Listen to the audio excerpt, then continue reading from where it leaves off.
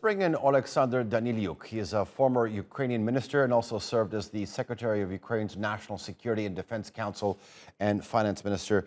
Oleksandr, good to have you on the show. So the siege in Mariupol had basically become a symbol of Ukraine's resistance. Now that the hundreds of Ukrainian fighters have left, I mean, is this a victory for Ukraine? Well, actually, I've heard a bit of comments before, and I think there is some confusion. I want to start from clearing it up. So yes, 264 soldiers badly wounded, well, actually all of them were wounded, but 53 are badly wounded, were evacuated. But there are a lot that still remain, stayed at Azov plant, steel plant, and will continue fighting. So the battle is not over yet. This evacuation, I think my fear is that that could just prove that it is impossible to negotiate with Russia because they just don't hold their word. Because the agreement was that these badly wounded soldiers will be swapped for the Russian prisoners. And that's the whole point of why they were evacuated, with expectations, with the plan to be swapped for Russian prisoners. Now, what Russian Duma is doing, they pretty much trying to block this process.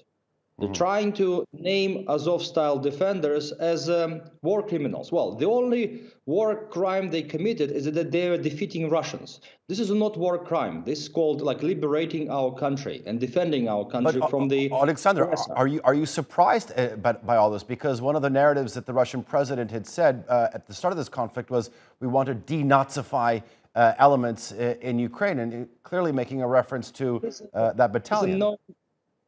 He's a known storyteller. So I'm not surprised. I really don't care what he's saying. I think the whole world knows who are Ukrainians. We're defending our country. Okay. And sorry, but Russian just trying to come up with stupid excuses for their own population, calling Nazis. Actually, the war crime, those who committed war crimes, actually Russians, and they will be held responsible for that. Not because of the stupid actions of Russian parliament, but because of International Criminal Court, who will put everyone responsible. The International Criminal Court has sent, I think, its largest team ever to Ukraine, so we'll see what comes out of that. You said that the battle is not over. I want to ask you on your opinion on where we stand, because the European Union's top diplomats, Mr. Borrell, just said that we're not going to let Ukraine run out of military equipment. Do you feel that Ukraine, or you've passed an important milestone in this, with what's happening in Kharkiv and the distinct possibility of Russia not achieving its goals? Yes, Russia's stuck.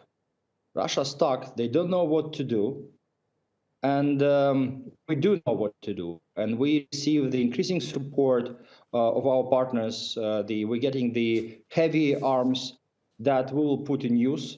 And that changing the balance in this war. And Putin understands this. He's trying to find a solution, and he cannot find any, and he will not find any.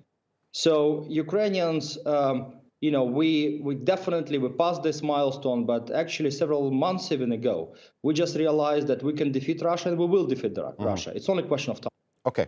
I want to switch gears with you just a little bit, Oleksandr. I mean, when you look at sort of the topic on NATO expansion, it looks like that if the Turkey obstacle can be overcome, Sweden and Finland's application process will progress swiftly. That's the message coming out of Brussels and Washington.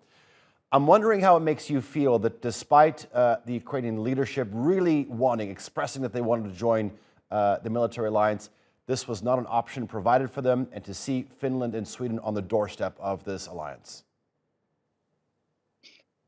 Well, of course, we wanted to join NATO, and we expected to achieve this back in 2008, although that process was blocked at that time.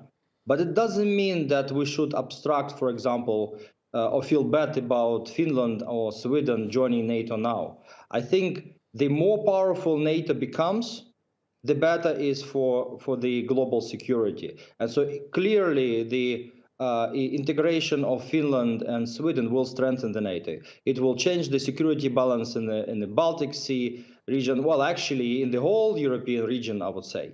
So we would welcome this, and I hope that all these obstacles that are currently on the way will be successfully